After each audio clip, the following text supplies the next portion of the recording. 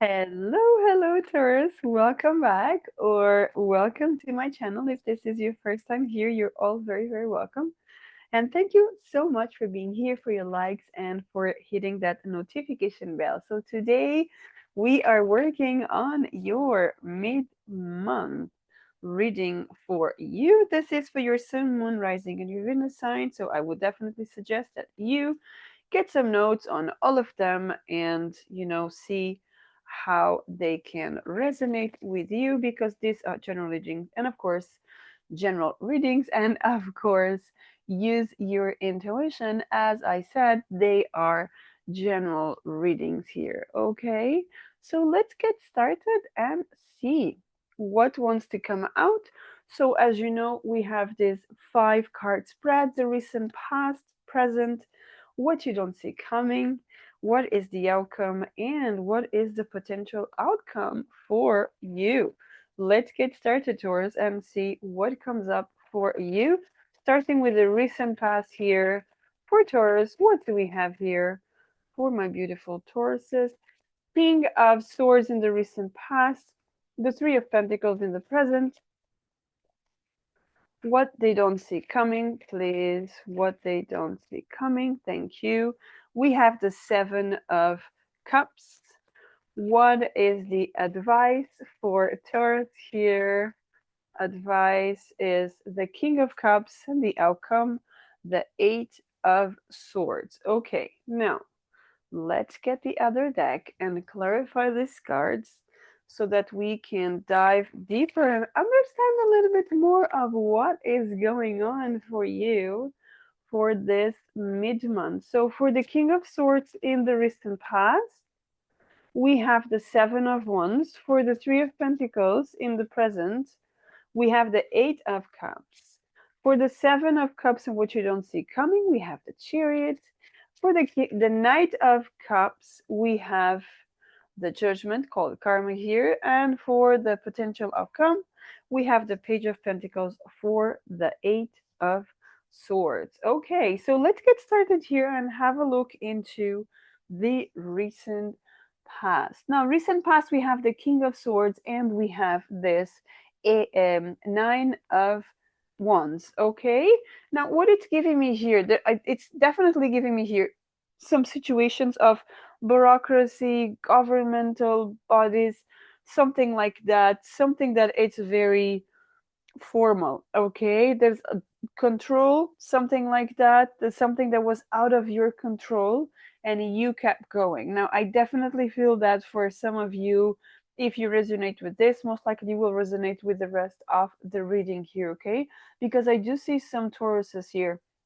There has been some situations that have been causing you some sort of hard time. Okay, this feels like hard time because the Nine of Wands is definitely the wounded warrior. So it's like it's been too painful to deal with all the stuff, right? Each wand is a headache, each wand is a challenge, each wand is an issue here, and this person is just tired. So it's absolutely on a defensive mode, and this could be a defensive mode regarding um like I said, government bodies, government institutions, banks, financial institutions, something like that here.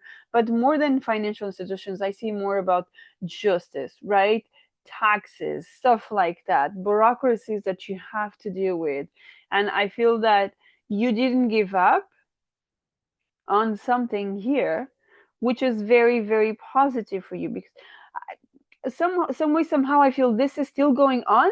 This could be still going on. This recent past could be still going on for during this time, and it could even be, we're doing a mid-month reading. We are about to end Mercury retrograde, but it's only ending on the 20th of March. Some people are still very impacted by the shadow, which is the 2 weeks after. Some people don't. Of course, it depends on how affected you are in terms of your natal chart, right? Now, in terms of the present, I have here this Three of Pentacles and the Eight of Cups. I do have someone leaving something behind, leaving a team, an institution, like we were talking about. So there's a big thing here. I don't see you being fired or be you being let go or you being dismissed from a place. I see more like you taking um the step to leave, taking the step to move forward. Now, I to be honest, I feel these are two completely different situations that we're talking about here. We're not talking about what happened in the recent past. We're talking about something different here. It could be related to the delay on the situations there, but I see you leaving something behind, leaving an idea, a group of people, a community, something like that. Something that it used to be very meaningful for you, right? Because the Eight of Cups is these eight cups here, they did mean something to this person at some stage, right? And remember that we are always changing, we're always evolving, we're always expanding, right? So a way of thinking that you used to have 8 months ago, it's definitely not the same as today. Your mindset before you joined this reading is different from what you are listening now. And there's always information transformation, transmutation, neutralization, all of that. It's always happening everywhere all the time, right? So that's what I feel that some of you are just about. If you're not already leaving something behind, there's this calling, right? This eagerness. I need to go. I need to leave. This doesn't make sense to me anymore. These people don't make sense to me anymore. Something here. It's like, when they say when you are the wisest one in a group, it means you have to change, right? You should be somewhere else. That's not your place to be, because you always want to be surrounded by people that inspire you, and not that you have to inspire people all the time. And this is where you meet your needs from different sources all the time as well, right? Now, what you don't see coming here, that all those opportunities, and there's a lot of decisions here, a lot of situations in your life, but I feel that everything is being divinely guided to you. Why? Because this is coming. Look, 7 and 7, the chariot is also number 7. So there's some situations here that they are calling you to dive in, because you're being invited to move forward, to take charge, to understand where you need to go, right? To lead by the heart, not by force, but through your mind, through your heart, through your soul, right? You, I mean, you know that you dictate what you feed your mind with, right? What kind of shows are you listening? What kind of conversations are you allowing to be around you? And sometimes it's not 100% possible if you are stuck in a car and some people are talking, having some sort of gossiping and all of that. I mean, you're not able to get out of that car, but you can just detach from the conversation, right? Look outside, try to something new, and even if people ask for your opinion, just, oh, I'm not paying attention. Sorry. Just change subject. Like, divert the attention from. I'm talking to people here that what you feed your mind with, it really sticks there, right? It stays there completely. So it's very important that you understand that. And that is where this chariot is coming up so strong here, because you look at that. The two horses are going different ways, right? So which one is he actually connecting with? Right? Because they are moving forward, but they're moving forward and they're like opening, right? They're opening, and it's like they're opening ways, and they are above the clouds. So clouds would bring a lot of confusion, challenges, but it's above, and there's white clouds, so they're positive things, right? So again, we're talking about that, what you feed your mind with. So potentially you fed your mind with so many good and pure and positive things that now you're able to move forward and to make decisions on several topics of your life. Wow, so deep this reading for Taurus. Now, what is the big advice here? Knight of Cups and the Judgment. Now, look at this beautiful thing, right? This karma, the Judgment card here, there's an eclipse there.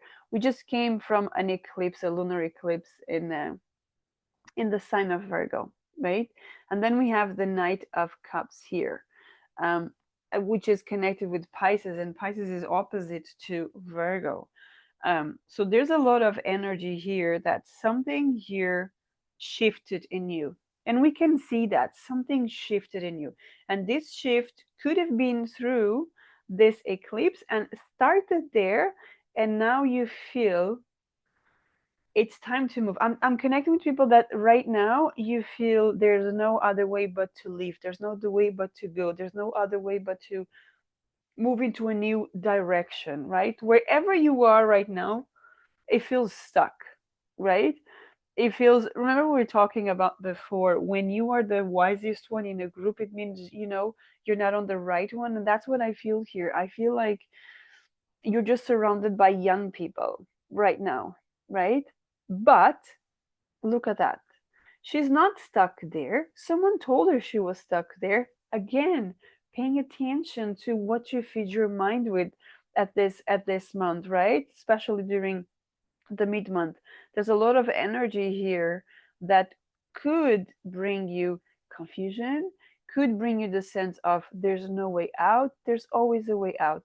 The only thing you have to do is just to trust yourself and know that you can go the distance, right? The Page of Pentacles is also about going on the adventure because there's something. And it also calls for um, traveling outside. So maybe even some of you might need to just divert a little bit from where you are and just get a little trip out there, right? That chariot also talks about traveling. So maybe this is something that will be good for you, stepping away from your circle, your area, something like that. Going one day out on your, if you can go on your own, fine. If you can't, but just try to be surrounded by people that encourage you, don't take you down, right? Sometimes you have those people that they're always looking to complain, to gossip, to bring um, dense energy. When you're being asked to, don't don't stay close to that people, because it doesn't matter how strong you are. If you're just surrounded by that kind of people and listening to them, you ended up attracting that energy as well, because they will, whether you like it or not, they will bring your energy down. They will in some way somehow bring you to dim your light, and you don't want to do that right now. Contract, we could be talking about a contract here. We're talking about you leaving a group of people or something. So there's a chance here that there could be a contract coming your way. Yeah, the sixth chakra here, the third eye, because something greater is coming, right? Remember that focusing on something that it's about to happen. This is good. Yes, hostilities. We're talking about step away from people that don't serve you, right?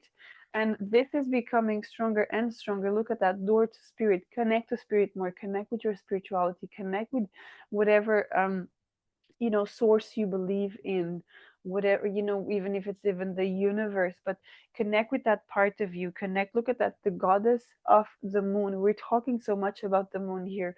So there's definitely, I could be talking to people, they connect very, very strong with the moon. There's this huge call to connect with the moon. The cycles, the phases. That everything is a cycle, and once the new moon starts, there's a new cycle starting. So we ended up at the full moon, so that was the end of one, and you are starting to gather energy and information and all for when the new moon comes now, just after mid-month, to bring new ideas, to bring the opportunity of contracts, right? To bring the opportunity to just get out of where you are, right? And no more of hostilities, no more of that energy here, but simply allow God, the universe, spirit, to, you know, bring light and peace, and opening the ways, right? Surrendering to what it is to open the way. I mean, Taurus, this was the most, I believe, the deepest reading I've ever done for Taurus. I love it. I do hope that you relate to this and you found some light, some guidance. Let me know there. Please leave me a thumbs up and don't forget to subscribe to my channel. And until next time, have a great day. Take care.